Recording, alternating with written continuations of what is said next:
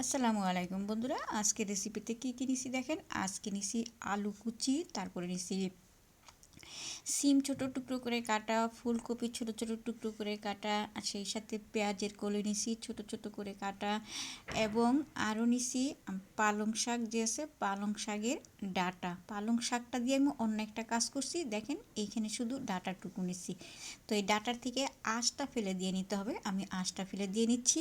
আর নিছি পেঁয়াজ কুচি, নিছি কাঁচামরিচ ফালি, আর এখানে নিচ্ছি আমি বুটের ডাল, অল্প একটু বুটের ডাল সিদ্ধ করা। আর বুটের ডাল না নিলেও হবে, থাকলে নিয়ে নেবেন। আর মশলা হিসেবে নিছি আদার পেস্ট হাফ চামচ, রসুনের পেস্ট হাফ চামচ, ধনিয়া আর গুঁড়া শুকনো মরিচের পাউডার, শুকনো মরিচের পাউডার, হলুদের পাউডার।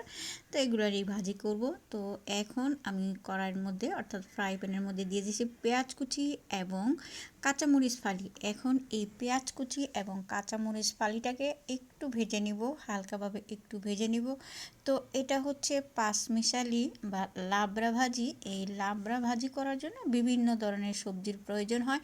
এখন যেহেতু শীত মৌসুম, এখন সবজির ঘরেও যেমন থাকে মানুষের, বাজারে তো অভাবই নেই। সেই জন্য এই লাবড়া ভাজি খান অনায়াসে এবং ইচ্ছে মতো। তো এই মশলার মধ্যে আমি একটু পানি দিয়ে দিচ্ছি। এখন এই মশলাটা আমি দিয়ে দিলাম, মশলাটা একটু গুলে নিচ্ছি আর কি পানি দিয়ে। তো মশলাটা আমার কষানো হয়ে গেছে।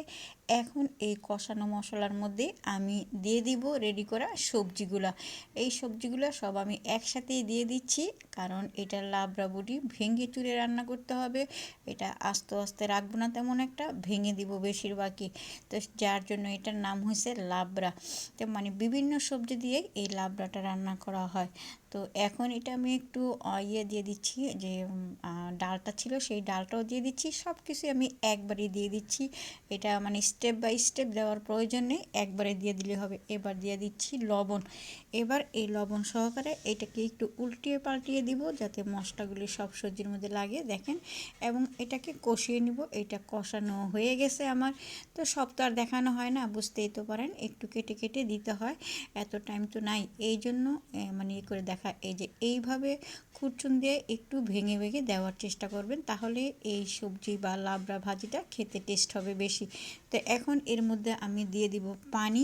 এখানে আমি 1-1.5 কাপ পরিমাণ পানি দিয়ে দিব, যাতে সবজিটা ভালো মতো সুন্দর মতো সিদ্ধ হয়ে যায়, এবং ঢাকনা দিয়ে ঢেকে দিব।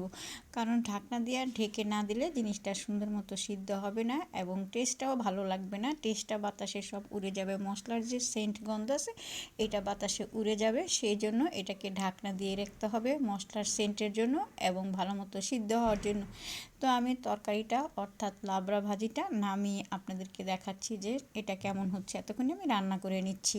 তো দেখেন আমার ভাজিটা হয়ে গেছে, ভাজিটা নামিয়ে নিচ্ছি। ধোয়ার জন্য স্পষ্ট বোঝা যাচ্ছে না। তো যদি ভালো লাগে রেসিপিটি অবশ্যই একটা লাইক কমেন্ট শেয়ার করবেন। আর ইতিমধ্যে যারা করেছেন তাদের প্রত্যেককে ধন্যবাদ জানাচ্ছি। শীতের মৌসুমে সবাই সাবধানে থাকবেন, ভালো থাকবেন।